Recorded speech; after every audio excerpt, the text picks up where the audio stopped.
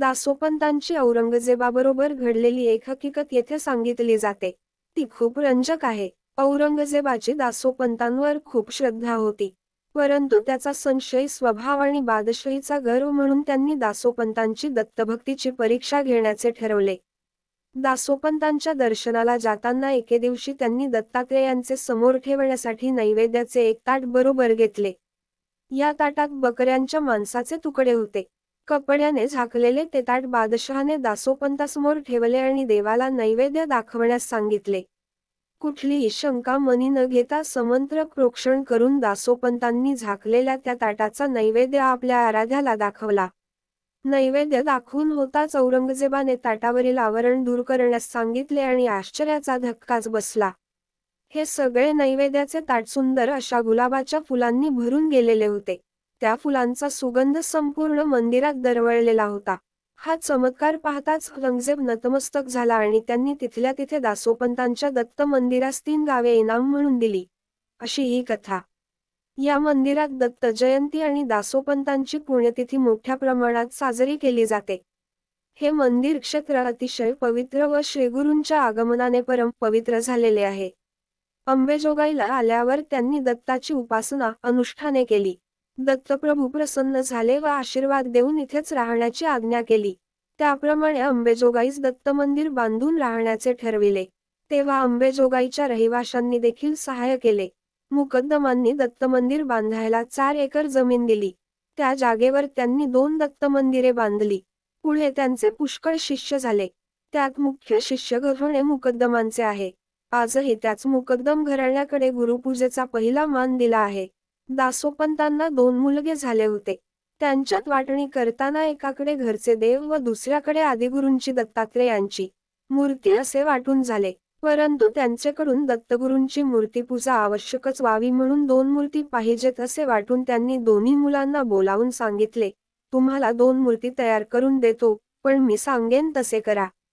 त्यानुसार त्यांनी कणिकेच्या 2 मूर्ती बनविल्या. तांदुळाच्या राशीत लपविल्या व सांगितले, या मूर्ती 1.25 महिन्याने बाहेर काढल्या तर सोन्याच्या मिळतील.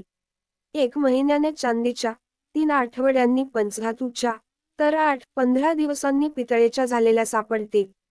तेव्हा काय पाहिजे ते तुम्ही ठरवा व मूर्ती काढून प्राणप्रतिष्ठापूर्वक उत्सव सुरू करा. मुलांना महिनाभर सुद्धा धीर धरवला नाही. 3 आठवड्यातच मूर्ती बाहेर काढून पाहिल्या. त्या पंचधातूच्या एकमुखी दत्तमूर्ती होत्या. पुढे सर्व व्यवहार मुलांवर सोपवून दासोपंतांनी जप तप अनुष्ठानात वेळ घालवावा असे ठरवून रोज एका ढबू पैशाच्या वजनाएवढी शाई मोजून घ्यावी. ती काव्यलिखाणात आटवायची, संपवायची. या हेतूने काव्य लिहिले. त्यांचे बरेच महान ग्रंथ लिहून झाले. पदार्ण, गीतार्ण, पासोडीवर काव्यलेखन, 16 दत्तावतारांची माहिती व पूजा, उत्सव पद्धत असे सर्व ग्रंथ तयार झाले. ही त्यांची भक्ती पाहून श्रीदत्त प्रसन्न तर होतेच, पण त्यांचे रोजचे लिखाण होईपर्यंत स्वयंसमोर येऊन उभे राहत. एकदा काय झाले, श्री एकनाथ महाराज पैठणहून मुद्दाम त्यांचे काव्य पाहण्याकरिता आले. ते येऊन 10 ते 15 घटका झाल्या तरी दासोपंतांनी वर पाहिले नाही. त्यांना तशी चाहूलच लागली नाही, कारण ते एवढे तन्मय होत असत की समोर दत्तप्रभू उभे असतील याचे सुद्धा त्यांना भान नसे. परंतु एकनाथ महाराजांचा गैरसमज होऊन आपण आल्याची जाणीव करून देत ते म्हणाले, समोर दत्त उभे आहेत, मी अतिथी येऊन ठाकलो. तुला जर का अतिथीचे, देवाचेही भान राहत नाही, तर ते काव्य कुणालाही ठाऊक होणार नाही. मग दासोपंतांनी त्यांचे पाय धरून क्षमा मागितली व म्हटले, मी हे जाणून बुजून दुर्लक्ष केले नाही.